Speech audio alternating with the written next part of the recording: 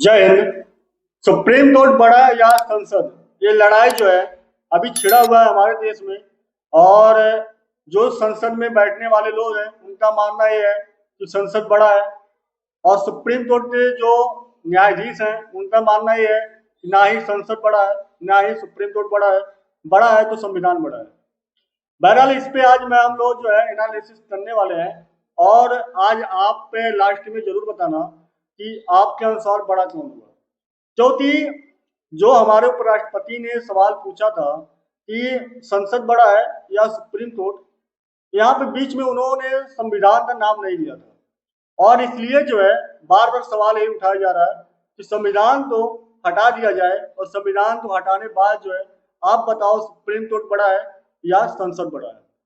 अब इस पे जो है अगर हम सुप्रीम कोर्ट की बात करते हैं तो सुप्रीम कोर्ट में जो बनने वाले न्यायाधीश हैं, जो बनने वाले मुख्य न्यायाधीश हैं, उनका जो नियुक्ति होता है, नियुक्ति कॉलेजियम सिस्टम के आधार पर होता है, जिनका वर्णन जो है हमारे मूल संविधान में नहीं है।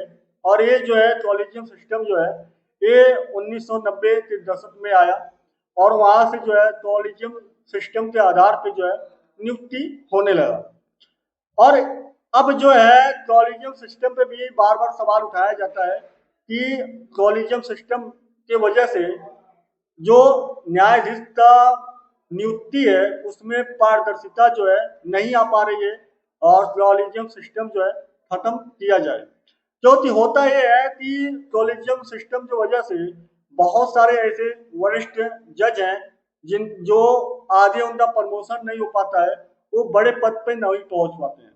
अभी जो है मणिपुर हाई कोर्ट में एक जज साहब की नियुक्ति हुई है, और वो जज साहब मुंबई हाई कोर्ट से आए हैं, मतलब मुंबई कोर्ट से आए हैं। लेकिन अब यहाँ पे महत्वपूर्ण जो है, ये जो जज साहब आए हैं ये पूरे देश में हमारे अगर जजों की बात कर लिया जाए तो उनसे सीनियर जो जज थे वो 105 ऐसे जज थे जो उनसे भी ज्यादा सीनियर थे। इतना सीनियर होने बाद भी, वो इतना ज्यादा जूनियर होने बाद भी उनका नंबर 106 नंबर पे आता था। और उसके बाद भी आज वो मणिपुर में चीफ जस्टिस जो है न्यायाधीश वहां बनकर बैठे हैं।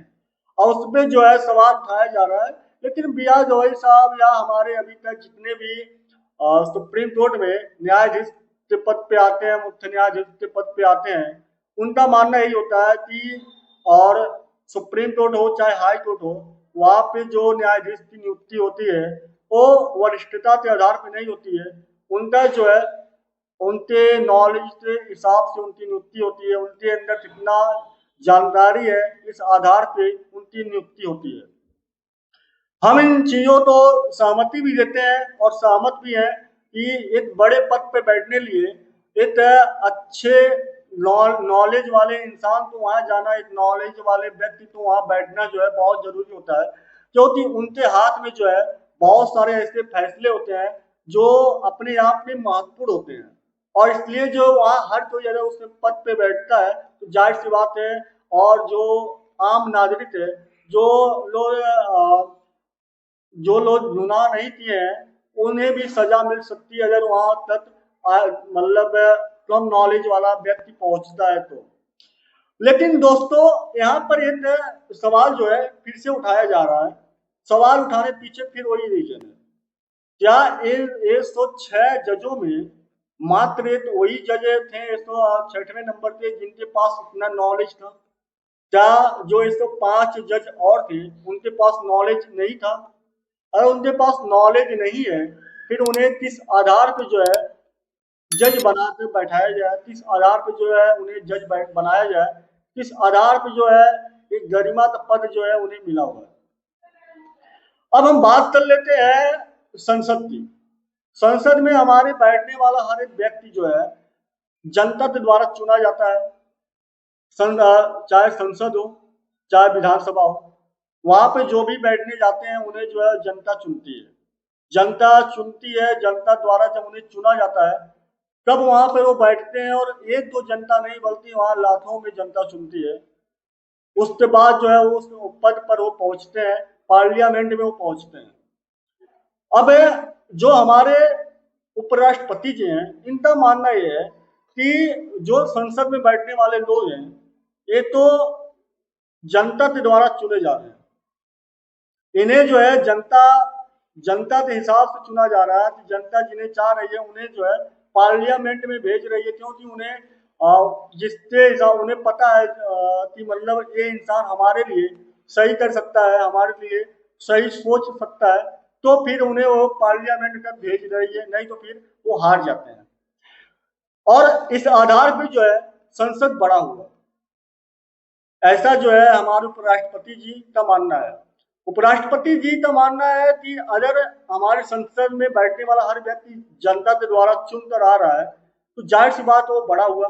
और अगर आपको लगता है कि सुप्रीम कोर्ट बड़ा है तो आप कॉलेजियम सिस्टम हटाइए और जो कॉलेजियम जजों की नियुक्ति है उसमें पारदर्शिता लाइए।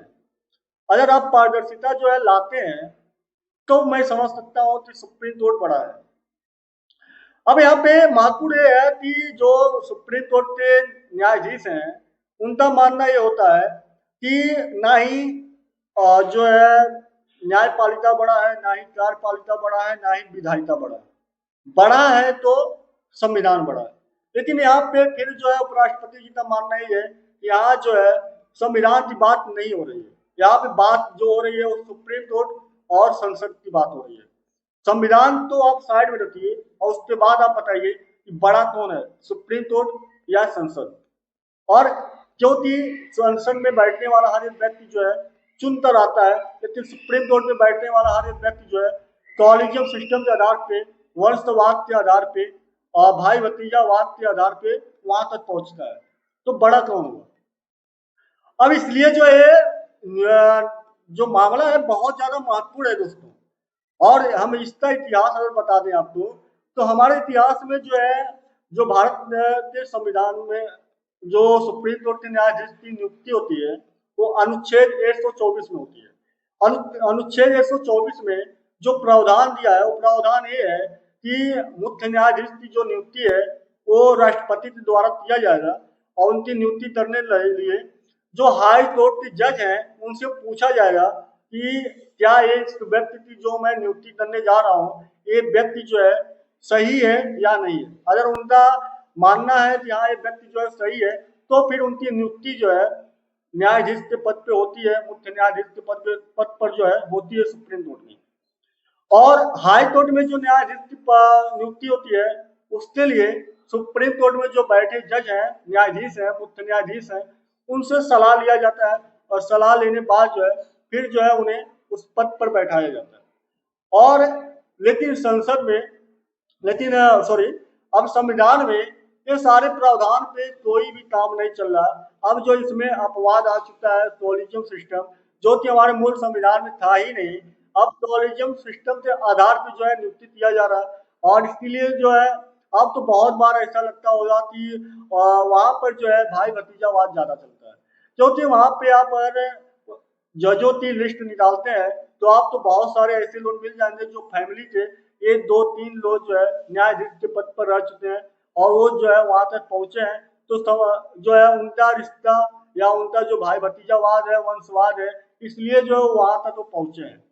तो हमारे हमारे यहाँ जो भी आम नागरिक है उनका मानना ही है कि अगर जो है कॉलेजियम सिस्टम में पारदर्शिता लाया जाता है तो फिर इसमें खराबी क्या है, आखिर क्यों नहीं सुप्रीम कोर्ट के द्वारा कॉलेजियम सिस्टम पे पारदर्शिता लाया जा रहा है। ये सारे सवाल जो बहुत ज्यादा महत्वपूर्ण होने वाले हैं और इसलिए जो है आप लास्ट में ये जरूर बताइएगा कि आपके हिसाब से क्या कॉलेजियम सिस्टम हमारे देश के लिए सही है। क्या एक आम आदमी, एक गरीब आदमी जो है उसे पता है कि न्यायाधीश के पद पर पहुंचने के लिए हमें कौन सी परीक्षा पास करनी है? क्या उसे मालूम है कि सुप्रीम कोर्ट का मुख्य न्यायाधीश बनने के लिए कौन सी परीक्षा पास करनी है, क्या इंटरव्यू देना है? नहीं पता है, क्योंकि आज तक हमारे जो सिस्टम है, हमारा जो कॉलेजियम सिस्टम है वहाँ पारदर्शिता है ही नहीं, जहाँ से हमें पता चले कि हाँ ये चीज हमारे लिए हम अगर हमें मुख्य न्यायाधीश बनना है, हमारे बच्चों को वहां तक पहुंचना है, तो उन्हें जो है इतना ज्यादा मेहनत करने की आवश्यकता है। अब इसलिए जो है आप लास्ट में ये जरूर बताइएगा कमेंट बॉक्स में कि आपके हिसाब से कॉलेजियम सिस्टम सही है या नहीं सही है, या आपके हिसाब से बड़ा कौन है, संसद या सुप्रीम कोर्ट। आपको जो भी लगता है आप अपनी राय, आप अपनी सोच जो है कमेंट बॉक्स में जरूर डालना, ताकि मैं उन चीज़ों पे गहन विश्लेषण कर पाऊँ कि आपके हिसाब से बड़ा कौन है जो भी। और रही बात आगे क्या अपडेट आ रही है उस चीज़ में आप तक पहुँचाऊँगा। वीडियो अच्छा लगे तो लाइक शेयर करना, पहली बार जुड़े तो सब्सक्राइब कर लेना। मिलते हैं नए वीडियो में। जय हिंद, जय भारत, वंदे मातरम।